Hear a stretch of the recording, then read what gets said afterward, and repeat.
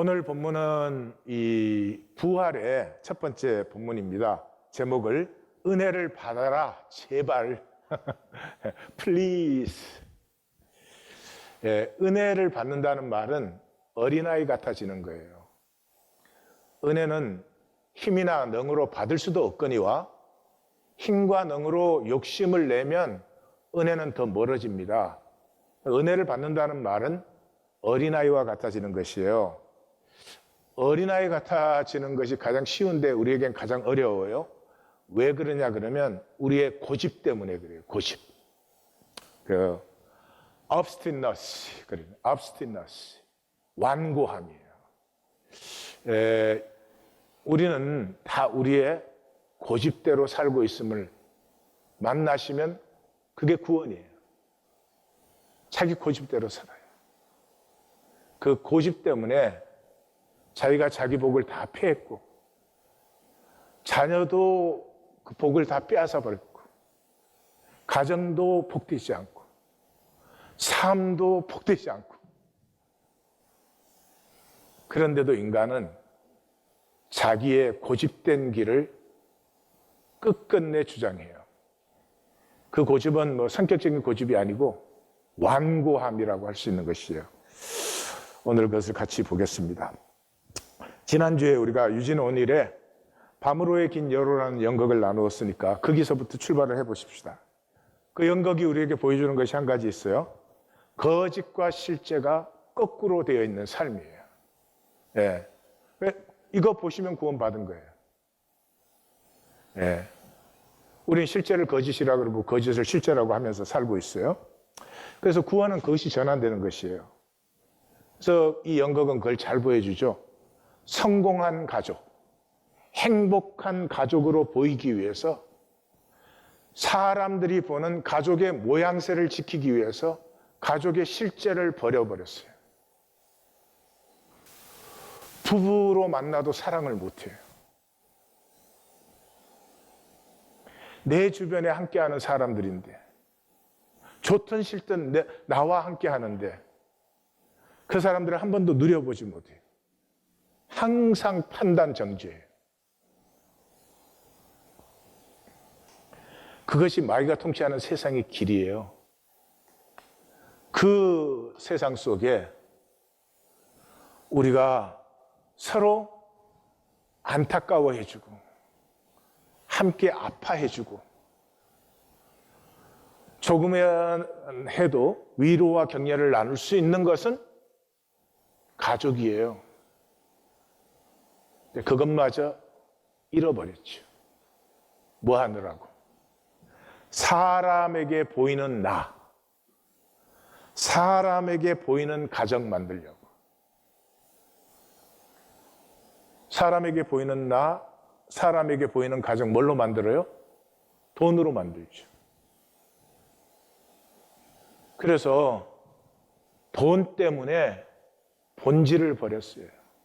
돈 때문에 은혜를 버렸어요. 돈 때문에 실제를 버렸어요. 그걸 자본주의라고 해요. 자본주의는 뭐 사회역사학적으로 자본주의가 시작된 때만 자본주의가 아니고 인간은 늘 자본주의였어요. 왜냐하면 인간은 본질을 모르고 영계를 모르고 이 현상계 물질계밖에 모르니까. 그래서 예수님 때도 자본주의였어요. 그래서 예수님이 뭐라 그랬어요? 너희가 돈과 하나님을 같이 섬길 수 없다 그랬어요. 돈과 하나님을 섬기지 말라 그러지 않았죠. 마치 우리가 돈과 하나님을 겸하여 섬길 수도 있고 아닐 수도 있는데 하지 말아라 이게 아니고 없다. 종교는 돈과 하나님을 같이 섬길 수 있다. In fact, 같이 섬기면 더 좋다. 이게 종교예요. 거짓말이에요. 그 길로 돈이 더 많이 벌어지고 돈이 풍성해지면 제가 성도님들한테 그 길로 그냥 인도할 거예요. 천만에요. 돈에 시달리고 돈 때문에 심령도 메말라지고 돈 때문에 가족관계까지도 깨어지고 그게 돈과 하나님을 같이 섬기려는 길이에요. 그래서 우리 요 지구상의 인간들이 인간끼리 하는 게임이 있잖아요. 네가 뭐 얼마나 잘났냐, 성공했냐, 학교 어디 나왔냐, 어떻게 생겼냐, 사람들에게 너 좀 대접받는 사람이냐.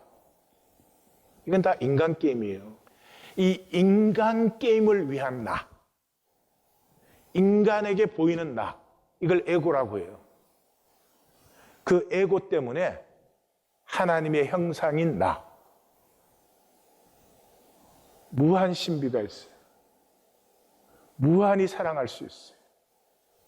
이 인간, 하나님의 형상이기 때문에 역사 전체도 품을 수 있고요, 온 세계도 품을 수 있어요. 그런 아름답고 위대한 가능성을 평생에 저기 파묻어 두고 인간 게임에서 니 잘났냐 내 잘났냐, 그게 목숨을 매달고 살아요. 왜요? 이게 마귀의 거짓이었죠. 뿌리가 마귀의 거짓이에요. 마귀가 뭘 거짓했어요? 현상, 이 시간과 공간 안에 잠깐 있는 현상을 절대화시켰어요. 근데 어떻게 절대화시켰어요? 기가 막혀요. 제일 첫 번째는 결코 죽지 아니하리라 였죠. 결코 죽지 아니하리라는 걸 믿으면 죽음에서 자유해져야 되잖아요. 근데 어떻게 됐어요? 결코 죽지 않으니까 현상이 절대화돼 버리죠. 현상이 전부죠. 그렇죠? 그러니까 현상에서는 죽으면 모든 게 끝나버리죠. 그러니까 죽지 아니하리라 해서 죽음이 절대화되어 버렸어요. 그 다음에 하나님과 같이 돼요. 하나님과 같이 되어는 자기가 마음대로 하는 거죠. 모든 것은 하나님 마음대로니까. 그런데 보세요. 여기서도 똑같아요. 모든 사람이 마음대로 해요. 이게 이제 지옥이죠. 결혼을 해도 아내는 아내 마음대로, 남편은 남편 마음대로 하려고 노력하려고 굳게 결단하지만 결국은 포기하고, 결혼을 했지만 아내는 아내 마음대로, 남편은 남편 마음대로 하려고 하죠. 그럼 어떻게 되죠? 마음대로 못하는 사람이 비참한 사람이 되죠. 마음대로 못하는 사람이 비참한 사람이 되죠. 그러니까 그때부터는 마음대로에 미치는 거예요. 마음대로의 중독이에요. 마음대로 안 되면 불안하고 막 어떻게 할지를 모르게 되는 것이죠. 그 마음대로의 자아가 뭐예요? 에고죠. 그래서 거꾸로 죽음과 에고가 절대화되었어요. 그러니까 거짓을 사는 거죠. 그래서 결과가 허무해요. 실제가 없어요. 실제가 없는 삶을 어떻게 이렇게 열심히 사느냐? 간단해요. 바쁘게 사는 거예요. 뭐가 있는 것처럼. 디오게네스가 한 번은 그 아테네에 적군이 쳐들어오는데 사람들이 수비하고 성벽 방어하고 막 바빠요. 그러니까 디오게네스가 자기 딱 자리 하나밖에 없는 사람인데 그 낡은 자리를 폈다가 다시 접었다, 폈다가 접었다 그래요. 사람들이 가면서 아니 선생님 왜 그걸 자꾸 그렇게 하십니까? 그래서 디오게네스가 아니 다들 바빠서 나도 좀 바빠야 될 것 같아서. 웃으시죠? 그게 우리가 하는 일이에요. 성경이 뭐라고요? 세상의 끝으로 갈수록 더 바빠진다고. 왜 바빠져요? 지식이 많아지니까. 지식이 많은 것과 삶의 행복은 아무 상관이 없어요. 핸드폰 안에 온 세상 지식이 다 들어있는 시대예요.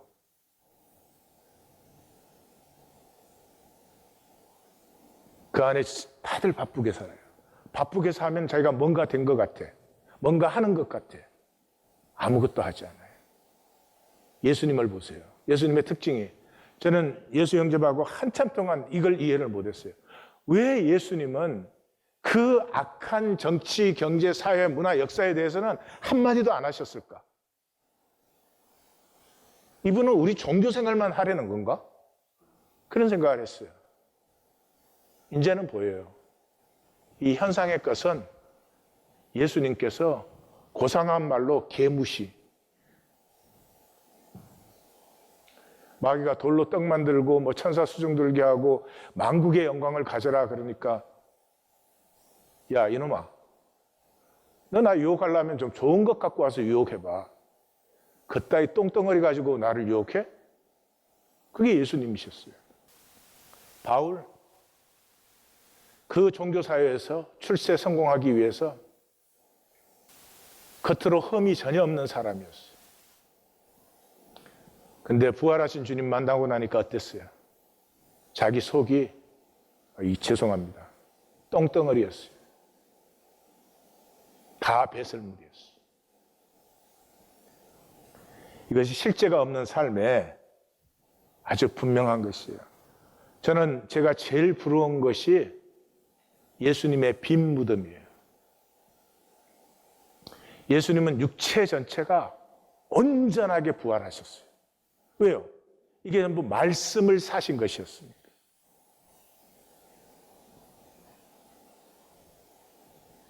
우리가 종교생활로 끝나면 우리는 부활할 것이 내가 산 것에는 아무것도 없어요. 다 썩어요. 우리는 다 땅에서 썩어요. 안 썩는 것 딱 한 가지 있어요. 하나님이 내 안에 주신 하나님의 형상이에요. 그건 썩을 수가 없는 것이에요. 그래서 그게 심판의 부활이에요. 예수님은 사신 삶 전체가 부활하신 거예요. 그게 생명의 부활이에요. 나는 죽고 나면 내 삶에 얼마만큼이 부활될까? 얼마만큼이 내가 영원을 살았던 것일까? 그 생각하면 참 부끄럽기 짝이 없습니다. 십자가와 부활은 거꾸로 된 거짓과 실제를 전환한 거예요. 죽음은 절대가 아니에요. 죽음은 나님의 과정이에요. 죽음 후에 나뉘어요. 영원한 나님이 이루어져요. 진정한 마음대로는요, 지금 내 고집대로 하는 게 아니고 엘리 엘리 라마 사박단이에요. 우리 모두는 내 자신이 가치 있고 복되고 영광스럽기를 원해요. 우리가 이 혈육으로 사는 우리가 어떻게 가치 있고 복되고 영광스러워지겠어요? 40일 금식기도 400번 하면 될까요? 그런 것이 아니에요. 생명에 젖붙는 것밖에 없어요. 내가 하나님으로 표현할 때 복된 것이지 내가 아무리 선한 능력과 선한 생각으로 표현해도 다 허무에서 나오는 것이. 그래서 성경은 한 번 죽는 것은 사람에게 정해진 것이요. 그 후에는 심판이 있으리. 이거 모르는 사람 없을 것 같죠? 아무도 이렇게 생각하지 않아요. 왜요? 사람 안에는 이 무의식적 영혼의 망상이 들어있어요. 무의식적 영혼의 망상. 모두가 죽는다는 거 다 알아요. 나는 안 죽을 것 같아요. 나는 안 죽을 것 같아요.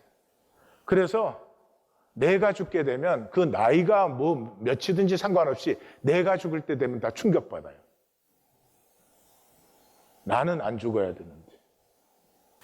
선한 일을 행한 자는 생명의 부활로, 악한 일을 행한 자는 심판의 부활로. 생명의 부활은 내가 산 삶이 이것이 부활의 몸이 되는 것이에요. 자전거 탄 사람은 자전거 몸이 생겨서 몇십 년 자전거 안 타고 자전거에 딱 올라타면 탈 수 있어요. 그런 거와 마찬가지죠.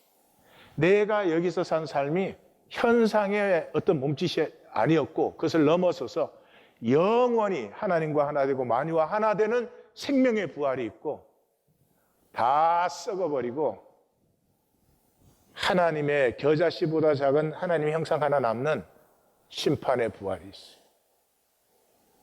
예수님은 종말의 새 비유의 결론을 그들은 영벌에 의인들은 영생에 들어간다. 말은 간단한 말인데 우리에겐 참 어렵습니다. 왜냐 그러면 영원히 느껴지지 않으니까. 영원히 느껴지면 여기 모여서 이런 거 필요 없습니다. 영원히 느껴지는 사람이 어떻게 현상의 허무와 거짓을 살아? 돈 준다 그래도 살지 않습니다. 여기 와서 이렇게 듣고 있는 이유는 영원히 안 느껴져요. 영원 생각하죠. 이해하죠. 영원에 대해서 가르칠 수도 있어요. 그런다고 영원을 느끼는 건 아니에요. 그래서 이 현상에 단절되어 있는 우리를 영원에 접붙이기 위해서 사도 바울은 여기라. 실제를 실제로 여기라. 영원히 실제예요. 현상은 잠시 있다가 언젠가 끝나요. 시작이 있으니까 반드시 끝이 있어요. 그래서 실제를 실제로 여기기 시작하면서부터 사실은 쏘갔던 내 거짓은 사라지기 시작하고 내 안에 있는 하나님의 형상의 센스가 실제를 느끼는 느낌이 피어나기 시작해요. 그래서 이 여기라는 단순히 생각하라가 아니라 섬기라예요. 섬기라. 그래서 신앙생활은 섬김에서 디아코니아에서 코이노니아, 이게 전부예요. 섬김이 있으면 반드시 코이노니아가 하나됨, 한몸됨이 이루어지는 것이에요. 근데 이 섬김이 하나님의 초청이에요. 하나님 우리 보고 섬겨라, 안 섬기면 너 혼난다 이러지 않아요. 대개 섬김의 초청은 어떻게 오죠? 대개 하나님의 표적으로 나타나요. 예. 옆에 성도님이 계신데 몸이 아픈 것 같아. 그럼 뭔가는 섬길 것이 있을 것이에요. 섬김은 초청이에요, 하나님.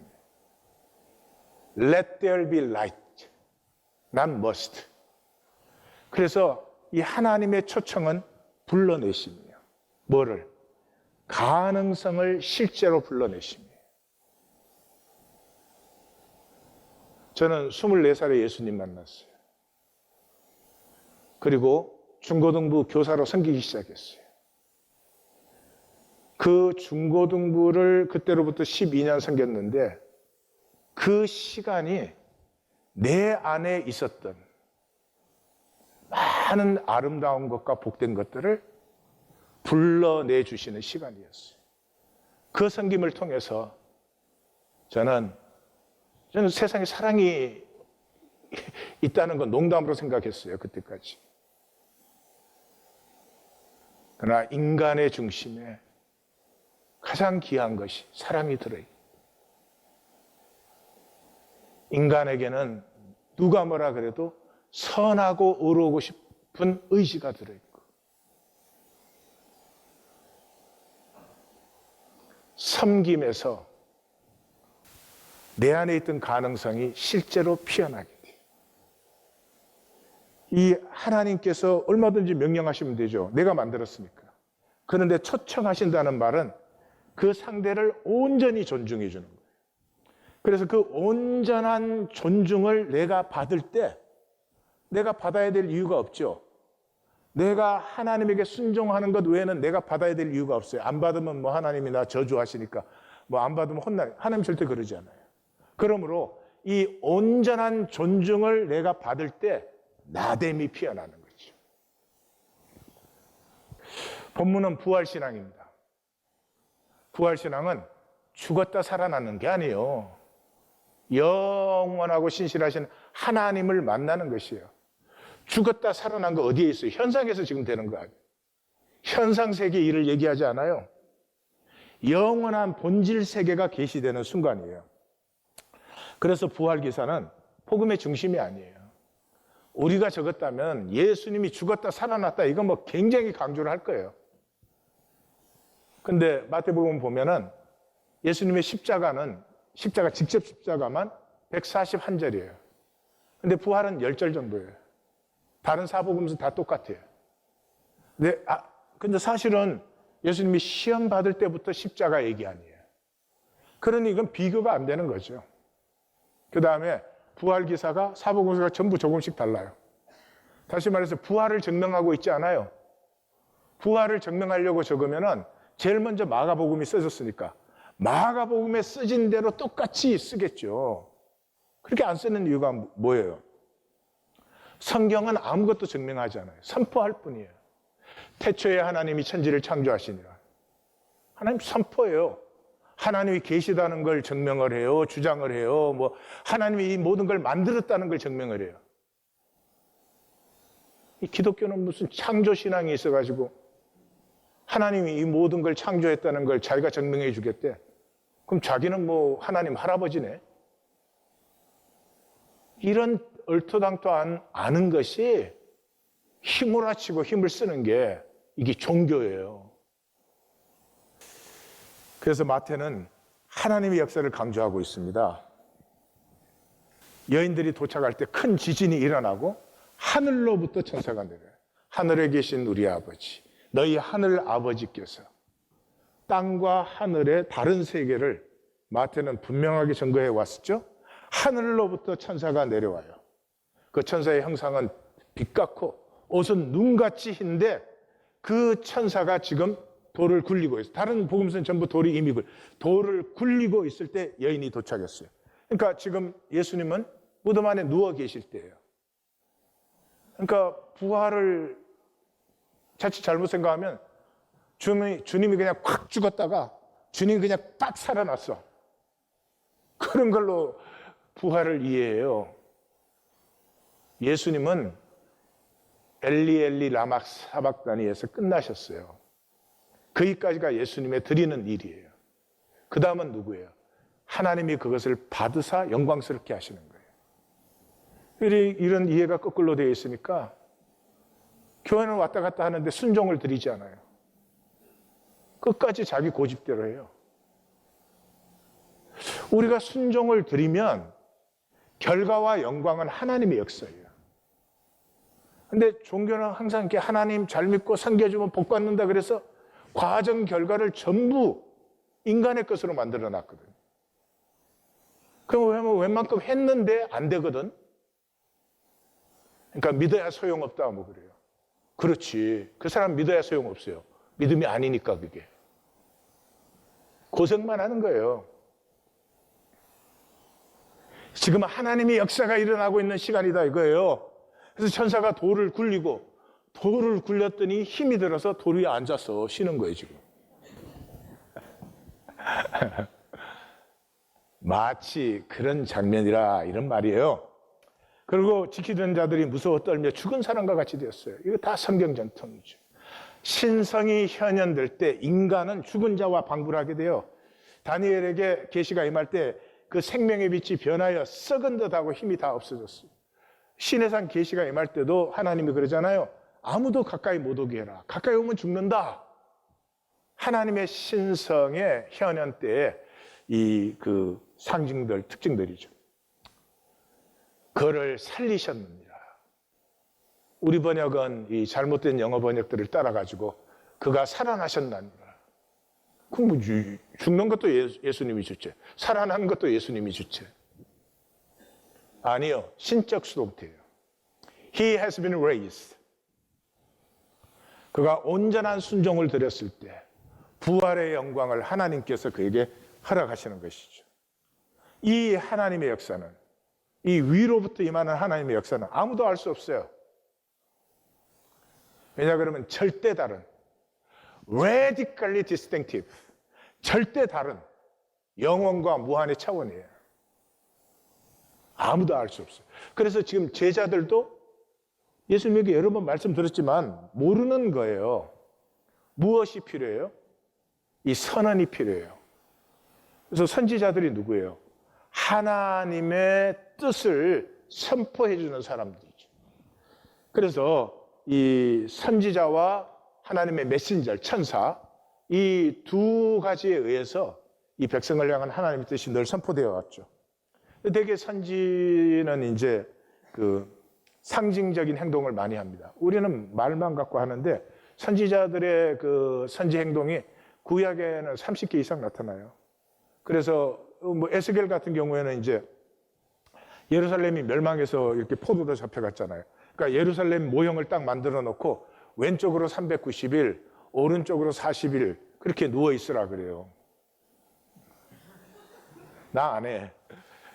그걸 가지고 뭐 390일은 이스라엘이 제지은 날이고 40일은 또 뭐 유다가 성경 가지고 뭐 읽는지 깔아뭉개는 건지 알 수 없어요.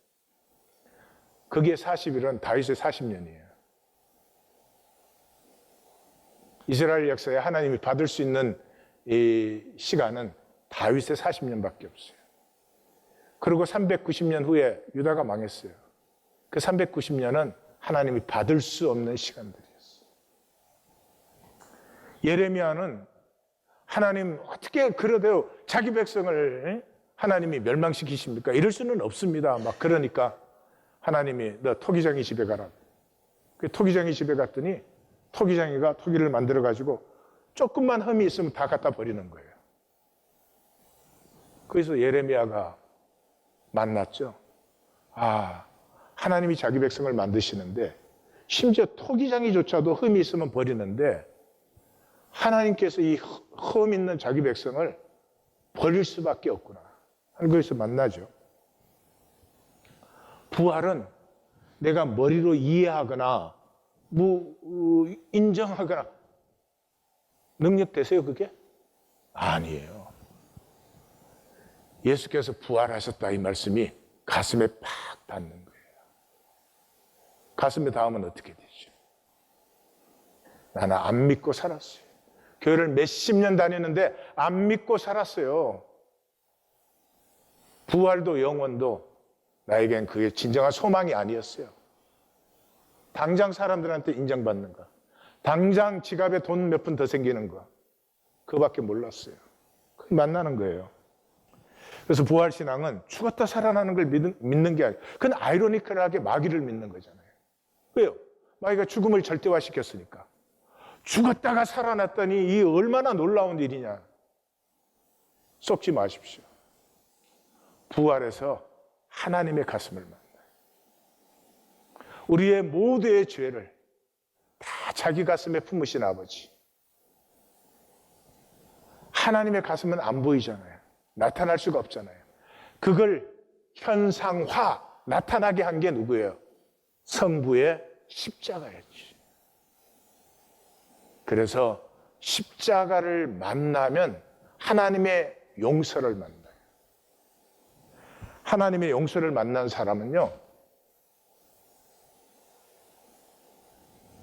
내가 죄인임을 만난 거예요. 근데 이 중간 말은 사실 쓸데가 없는 말이에요. 죄인임을 만났다는 말 때문에 교회 왔다 갔다 하는 사람이 이렇게 생각해요.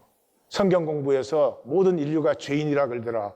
그래, 생각해보니까 나도 참 죄인이야. 그게 내가 죄인됨을 아는 건 줄 알아요. 내가 죄인됨을 알면은요, 모든 게 감사해요. 내 곁에 있는 모든 사람이 모든 것이 감사해요. 남편이 예를 들면 자기가 죄인됨을 느꼈다는 말은 아내가 고마워요. 그냥 같이 있어주는 것만 해도 고마워요. 자기가 죄인이니까, 자기는 가치와 의가 없으니까. 그것이 부활신앙이에요. 그때부터 영원하신 하나님과 그의 나라를 향해서 눈이 열리기 시작해요. 이 코앞에 손의 이익밖에 못 보던 내가. 오늘은 장폴 사르트르의 벽이라는 작품을 같이 나누겠습니다. 니체는 인간의 삶의 중심을 리젠트먼트다. 이 한풀이 하려고. 내가 못 가져본 것 가지고, 내가 못 해본 것 해보고, 이게 인간 삶의 핵심이다 그랬는데, 이 장폴 사르트르는 abstinence, 이 완고함이다. 제가 볼 때는 사르트르가 조금 더 깊이 본 것 같아요. 이 벽이라는 작품은 스페인 내전을 배경으로 해요. 이 스페인 내전은 유럽 역사에는 굉장히 중요한 시간이었어요. 1936년 2월에 스페인 총선이 있었는데 인민전선이 있었습니다. 그때 인민전선은 공산당 이런 거하고는 좀 달라요. 그래서 그 내각이 이루어졌는데 프랑코가 그 군총 사령관일 때인데 그 군부가 그걸 반대했어요. 그러니까 온 시민이 일어나서 저항을 했어요. 그러니까 그때 히틀러의 독일, 무솔리니의 이탈리아가 프랑코를 지원했어요. 그래서 파시즘의 지원을 받는데 그러니까 인민전선은 코민테른, 이제 국제공산당 협회인가 something 그래요. 근데 그 공산당을 우리식으로 생각하시면 안 되고 거기에 지원을 요청을 했어요. 그리고 53개국에서 3만 명 이상이 그 내전에 자원해서 프랑코 군부와 싸웠어요. 그래서 굉장히 스페인 내전이 유럽 역사에는 기폭점이에요. 그런데 그 소련이 그 지원을 중단해 버려요.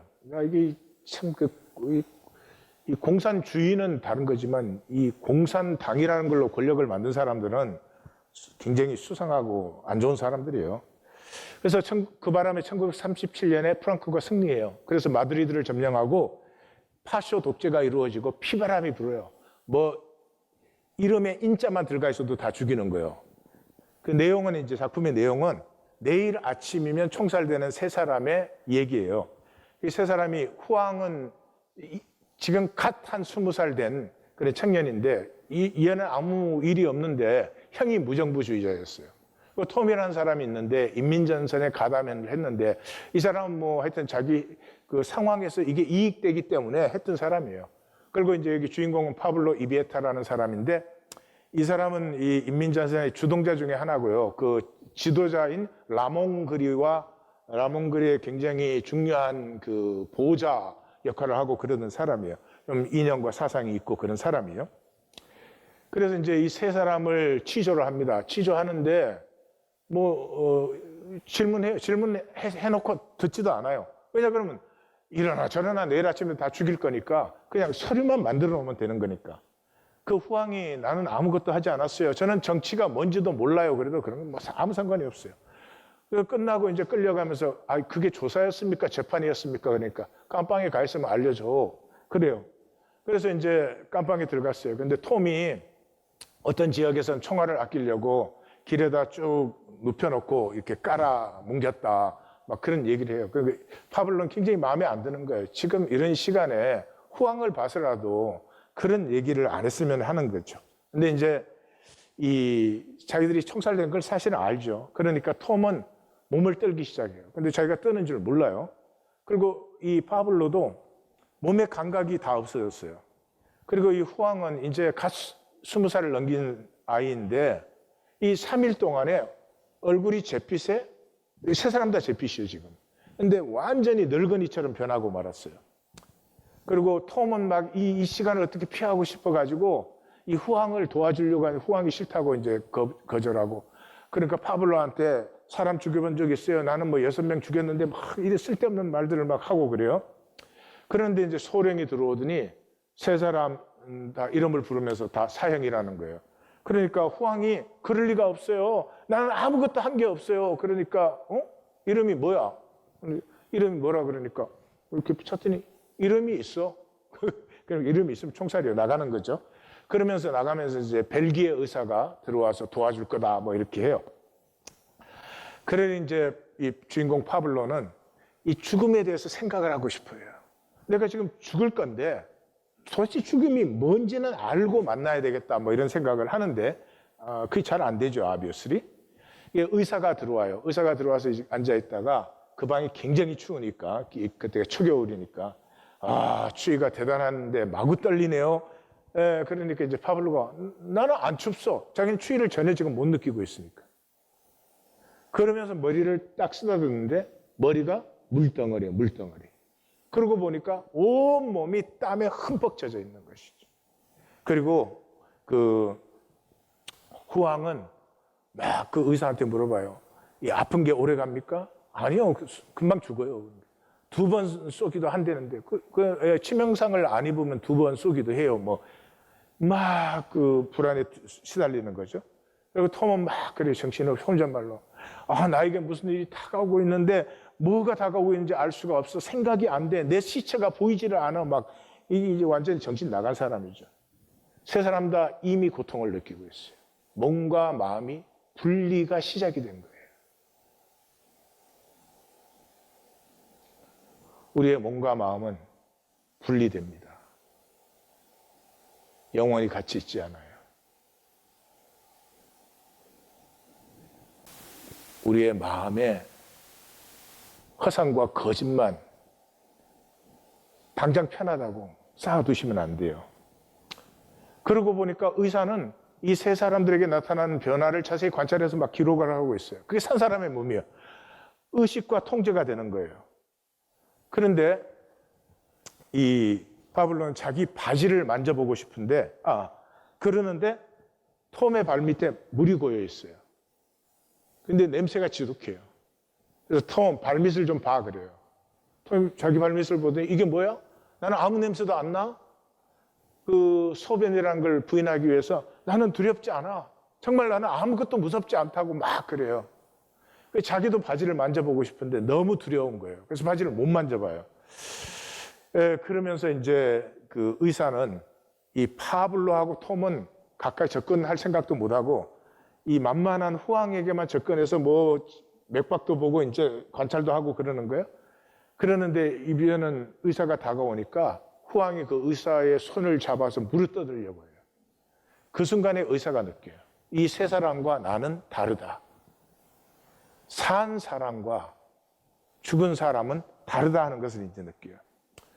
그 나는 이제 죽음에 대해서 생각을 하려고 하는데 죽음에 대해서 생각만 하면 총살 장면이 떠오르는 거예요. 20번도 더. 근데 한 번은 막 진짜 같아가지고 그 벽 쪽으로 끌려가면서 막 용서해달라고 소리를 지르는. 그러니까 48시간 이상 한 잠도 못 잤으니까 그때 잠깐 이제 졸았던 것이겠죠. 사르트르는 어려워요, 읽기가. 그 죽음 앞에서 영원의 망상이 사라져 버렸어요. 그렇게 뭐 스페인 해방 이런 명분, 여자와 행복과 뭐 이런 것들을 그렇게 열심히 추구했지만 영원의 망상이 딱 사라져 버리는 순간에 이제는 몇 시간을 더 살 수 있느냐, 몇 년을 더 살 수 있느냐, 그것은 이제 의미가 없어져 버렸어요. 그리고 그 앉아있는 의자, 옆에 물건들, 전부 이게 뭐 앉는 거고 내게 필요한 거고 이렇게 생각을 했었는데 영혼에 대한 망상이 사라져 버리면서 이것들은 나하고 아무 상관없이 단절된 실체들로 떠오르는 거예요. 심지어 그 잡혀오는 날 밤에 한 번만 더 볼 수 있었으면 오른팔이라도 잘라져도 괜찮다라고 생각했던 자기 애인 쿵샤까지도 이제는 만나야 아무런 소용과 의미가 느껴지지 않아요. 그리고 그렇게 땀을 흘리고 있는 자기 몸뚱아리 자체가 뜨악해지는 것이죠. 현상세계. 더 가졌냐, 덜 가졌냐. 네가 잘났냐, 내가 잘났냐. 이거 열심히 하는 이유는 뭔 줄 아세요? 영혼의 망상이 있어서 그래요. 나는 안 죽을 것 같아. 근데 의사가 이제 3시 30분이네 그러더니 막 사형 집행이 이제 시작되는 소리들이 들려요. 그리고 톰과 호왕은 끌려나가고 자기는 2층 취조실로 끌려가요. 취조실로 끌려가고 이 파블로를 끌고 나가는 이유는 라봉그리를 잡기 위해서요. 그래서 막 자기네끼리 이미 짜고 있는 거, 저 녀석이 불면은 석방시켜줘, 뭐 이렇게 들으라고 그런 얘기를 하고, 뭐 그 방에는 채찍, 그 장화, 뭐 고문기계 이런 걸 탁 갖다 놓고 이제 겁먹게 하는 거예요. 그런데 그때 이 파블로는 이미 이 죽음 앞에서 영원의 망상이 사라져 버린 상태예요. 이제 내가 뭐 10년 더 사느냐, 10분 더 사느냐, 그 차이가 아무것도 없는 거예요. 그러니까 걔네들이 그걸 탁 짜가지고 그렇게 하는 것이 너무나 우습고 유치하게만 들려요. 그래서 이제 이 사람들을 오히려 놀려주고 싶은 생각이 들게 돼요. 이 라몽그리가 스페인을 위해서도 중요하고 존경도 하고 또 우정도 있어요. 그러나 라몽그리가 죽느냐, 내가 죽느냐, 이건 다 망상에서 피어난 현상들이에요. 사르트르는 영원이라는 건 믿지 않았던 사람이기 때문에 아무런 의미가 없다는 거죠. 우리가 하는 것이 다 무의미하고 무가치. 이 현상계가 다 아는 사실이에요. 그런데 열심히 살아요. 사르트르는 왜? 고집 때문에. 그게 뜻이 있거나 의가 있거나 선이거나 아니에요. 그냥 내 고집이에요. 근데 뭐라고요? 사르트르 사람을 기가 막히게 보지 않았어요? 고집을 딱 부렸을 때 쾌감이 느껴져요. 쾌감이 오래가는 것도 아니에요. 잠깐이에요. 부부 사이의 싸움이 뭐예요? 고집이죠. 서로의 고집이죠. 근데 끝까지 이겨야 돼요. 그 이겼을 때 잠깐의 쾌감. 그 다음에는 후회예요. 그런데도 이 쾌감의 고집, 이것이 이 무가치하고 무의미한 현상 세계를 만들어간다 하는 것이죠. 여기에서는 이제 그 다음에는 역설이 나타나요.